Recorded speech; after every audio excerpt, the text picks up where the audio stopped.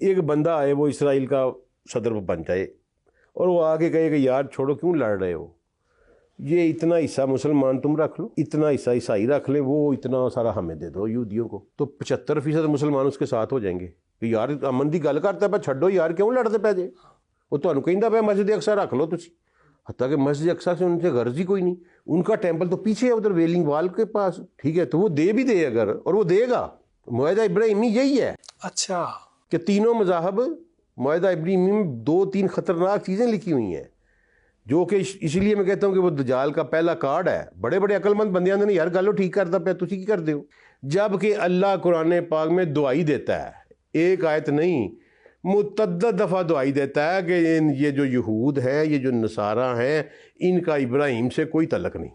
اب مسلمان قرآن کو نہیں مان رہا، یہی تو افسوس ہے۔ اللہ واضح طور پر قرآن میں کہتا ہے کہ ابراہیم مسلمان تھا، وہ نہ یہودی تھا، الفاظ ہیں قرآن کے، وہ نہ یہودی تھا نہ وہ نصارہ تھا، وہ مسلمان تھا۔ اور پھر کہتا ہے کہ جب تم وہاں موجود تھے، جب یعقوب اپنے بیٹوں کو وصیت کر رہے تھے، جب ان پر موت کا وقت تھا، اور وہ کہہ رہے تھے کہ اللہ نے تمہارے لیے دین کو پسند کیا، تم مسلمان ہی رہنا۔ پھر وہ ہمیں کہتا ہے کہ ملت ابیکم ابراہیم وہو سماکم المسلم، تم ابراہیم کی روحانی اولاد ہو اور اس نے تمہارا نام مسلم رکھا ہوا ہے، یعنی اگر کسی نے اپنے آپ کو ابراہیمی کہلوانا ہے تو اسے مسلمان ہونا پڑے گا۔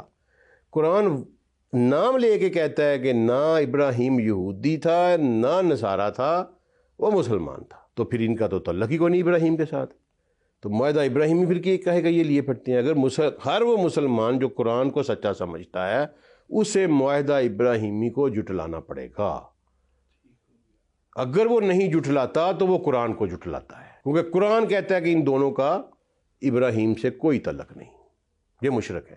تو یہ سر برمودا ٹرائی اینگل جو ہے نا اس وقت وہ ہیڈ کوارٹر ہے میرے حساب سے، اگر حقیقت اللہ جانتا ہے، میں کوئی غیب کا علم نہیں جانتا، صرف ڈاٹ کنیکٹنگ کی ہے سر۔ سر کچھ لوگوں کا یہ خیال ہے کہ وہاں پہ شاید حضرت امام مہدی ہے۔ نہیں سر، دیکھیں میری بات سنیں، دو ہمارے موقف ہیں امام مہدی کے بارے میں۔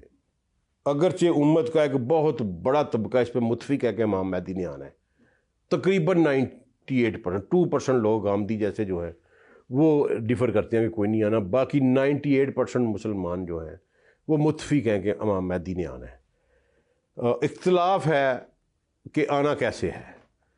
اہل تشیع کہتے ہیں کہ وہ پیدا ہو چکے ہیں اور غیبت میں ہیں، ٹھیک ہے، جو کہ میری اللہ کی قدرت میں ہے، کوئی مسئلہ نہیں، اللہ کے لیے کوئی مسئلہ نہیں، ایسا بھی کر سکتا ہے۔ سنی عقیدہ یہ ہے کہ وہ پیدا ہوں گے، 40 سال کی عمر ہوگی، پھر ظہور ہوں گے، واٹس ایور دا سچویشن میں بھی۔ امام مہدی کے بارے میں رسول اللہ صلی اللہ علیہ وسلم نے صراحت کے ساتھ فرما دیا کہ اللہ اس کی ایک رات میں اصلاح کر دے گا۔ اچھا، اس کا مطلب ہے کہ ان کے پاس کوئی ٹیکنالوجی، کوئی سسٹم، کچھ نہیں ہوگا، وہ جب ظہور ہوگا وہ اکیلے ہی ہوں گے، کوئی ان کی تہذیب نہیں ہوگی، کوئی ان کا سسٹم نہیں ہوگا، وہ قدرت اسی وقت ان کے ساتھ جوڑتی چلی جائے گی۔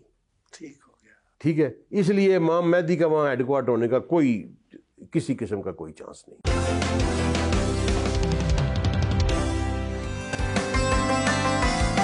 عبدالسلام عارف سے گفتگو جاری رہی۔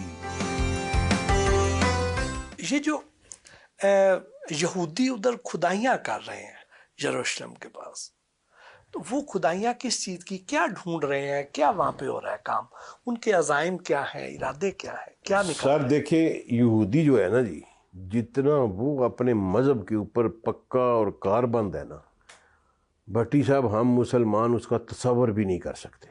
یار آپ یہ اندازہ کریں کہ اربوں بلین ملین ڈالرز کے مالک یورپ کے شہروں میں یاشیوں کی زندگی گزارنے والے وہ صحرا میں آ کے بیٹھ گئے ہیں یار، فلسطین کے، جہاں روز ان پہ حملے بھی ہوتے ہیں۔ کیوں؟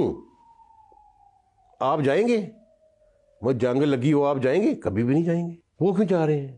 اس کا مطلب ہے کہ they are very solid and convicted people over their beliefs. خدائی اور یہ اس لیے کر رہے ہیں کہ وہ تابوت سکینہ تلاش کر رہے ہیں۔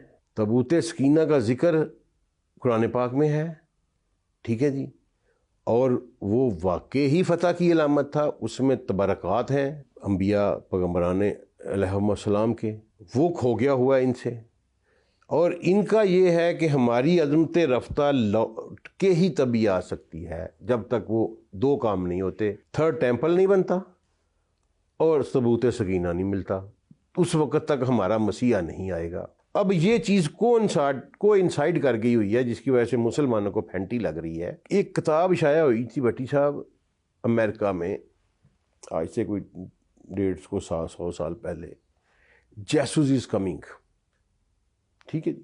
اس کتاب نے ہر امریکہ کے اسکول میں وہ پڑھائی گئی، اس نے امریکنز کے ذہن میں بٹھا دیا کہ یسوع اس وقت تک نہیں آئے گا جب تک یہودیوں کا تھرڈ ٹیمپل نہیں بنے گا، اینٹی کرائسٹ نہیں آئے گا، آئے گا تو کرائسٹ آئے گا۔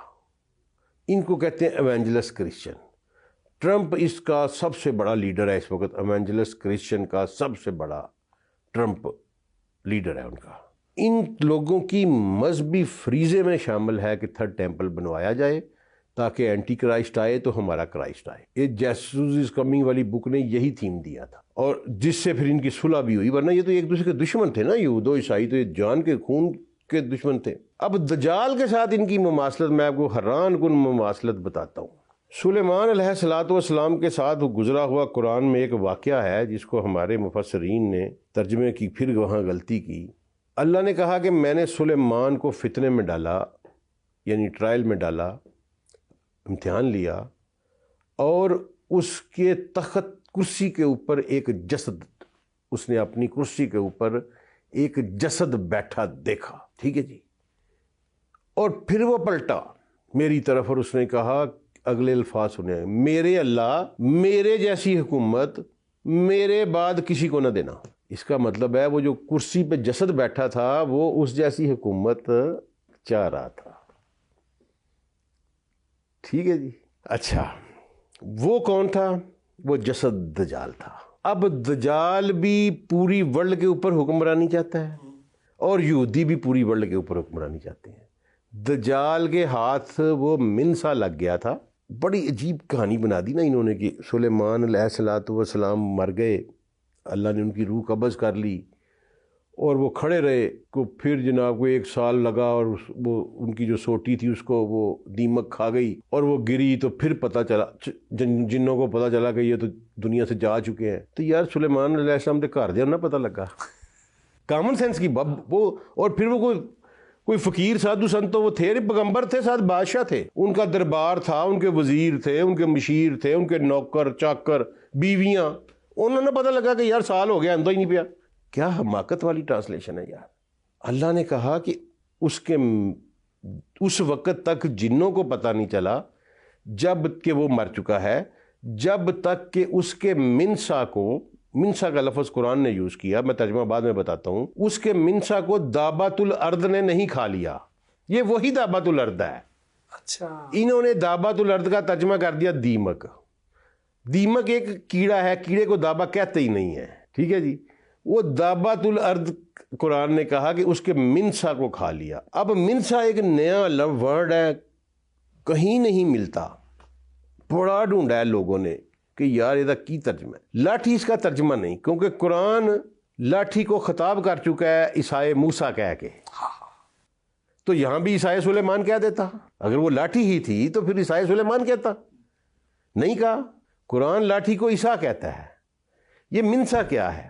منسا پہ جب قرآن کو قرآن سے پڑھنے کی کوشش کی گئی تو ایک لفظ ہمیں ملا کہ یہ اللہ نے کہا کہ نسی حرام ہے، ٹھیک ہے جی۔ نسی، نون سین یہ چھوٹی، نسی کیا تھی؟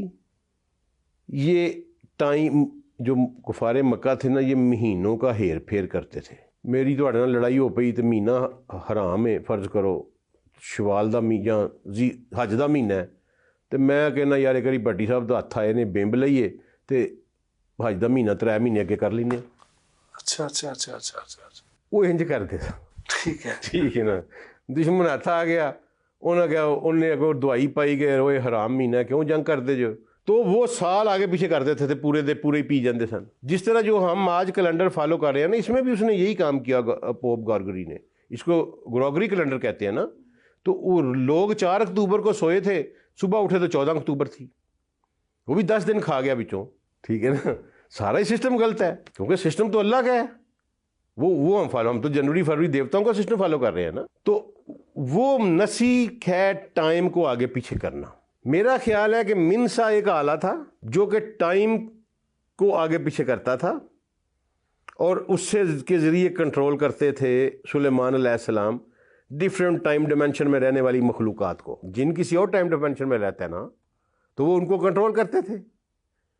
ٹھیک ہے, وہ جب سلیمان علیہ السلام کا وصال ہوا تو وہ سلیمان کی شکل اختیار کر کے تو وہ منسا پکڑ کے تو وہ بیٹھ گیا محراب میں. اچھا, ٹھیک ہے جی. اب وہ اس نے ٹائم کو ریورس کر کے دکھانا شروع کر دیا. ان کو سلیمان ہی نظر آتا تھا. منسا میں یہ قوت تھی کہ وہ ٹائم کو دوسری ڈائمنشن میں لے جاتا تھا. پھر اللہ نے وہ دابت الارض بھیجا, اس نے منسا کھایا تو جان چھٹی. ٹھیک ہو گیا. ٹھیک ہے جی. تو یہ ٹریسز آف دجال ہے ان قرآن. انہوں نے ایک کنسیپٹ بنا دیا دجال میں قرآن کا ذکر ہی نہیں ہے. وہ کیسے سکتا ہے کہ نبی کہے کہ اتنا بڑا ٹرائل ہے اور اللہ اس کا, لیکن اوپن ذکر اس لیے نہیں کیا جا سکتا تھا کہ وہ ٹرائل تھا, اور وہ دجل ہے نا. اوپن تو ذکر ہو جاتا پھر تو کام ہی خراب ہو جاتا. وہ دجل ہے. دجل کا مطلب, اصل مطلب دجل کا یہ ہے کہ لوہے کی چیز کے اوپر سونے کا پانی چڑھا کے اسے سونا کہہ کے بیچنا, اس کو دجل کہتے ہیں. دھوکہ. دھوکہ. ٹھیک ہے نا جی.